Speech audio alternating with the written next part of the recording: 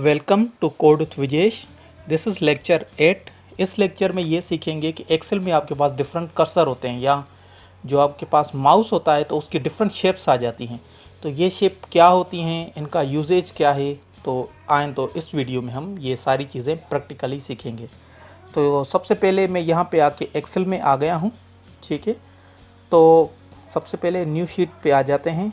तो यहाँ पे क्या है कि सबसे पहले आपके पास जो माउस आता है वो आता है सेलेक्ट, ठीक है।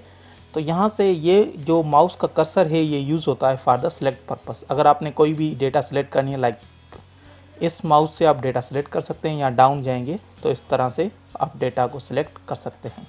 तो ये जो आपका कर्सर होता है ये यूज़ फॉर द सेलेक्ट। उसके बाद ऑटोफिल।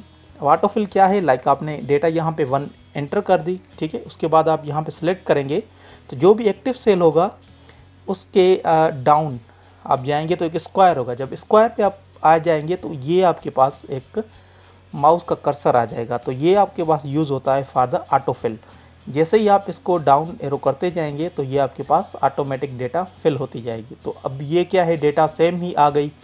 अगर आपने क्या करना है कि इस डेटा को सीरीज़ में कन्वर्ट करना है तो प्लस में आके आप यहाँ पे फिल सीरीज़ भी कर सकते हैं। अगर आप चाह रहे हैं कि हमें ऑटोमेटिक सीरीज़ आई तो उसके लिए आपको क्या करना पड़ेगा, 1 और 2। आपने करना क्या होगा, 1 और 2 को आप सिंपली सिलेक्ट करेंगे और यहाँ पे आके आप जैसे ही ऑटोफिल ऑप्शन यूज़ करेंगे तो आपके पास सारी चीज़ें यहाँ पे सीरीज़ आ जाएगी। उसके बाद आपके पास आता है नेक्स्ट, जो होता है मूव पॉइंटर। अब मूव पॉइंटर हम कब यूज़ करते हैं, जब आप कोई डेटा सेलेक्ट करेंगे तो ये एक्टिव सेल के दरमियान जब आपके पास ये वाला कर्सर आ जाए तो इसके लिए हम यूज़ करते हैं मूव पॉइंटर। तो आप यहाँ पे आके सिंपली इस डेटा को मूव कर सकते हैं।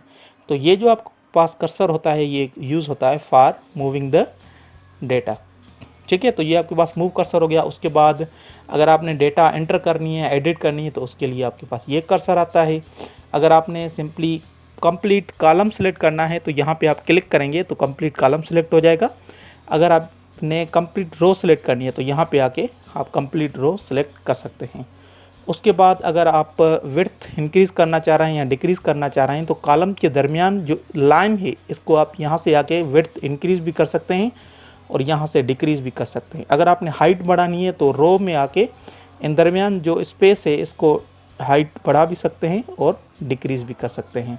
उसके बाद अगर आपने कोई भी ऑप्शन यूज़ करना है तो सबसे पहले आप सिलेक्ट करेंगे, जैसे ऑप्शन में जाएंगे तो ये आपके पास कर्सर आ जाएगा। तो यहाँ से आप डिफरेंट ऑप्शंस भी यूज़ कर सकते हैं। अगर आपने स्क्रॉल डाउन करना है या अप करना है तो इस तरह से ये जो माउस कर्सर है आपका यूज़ होता है।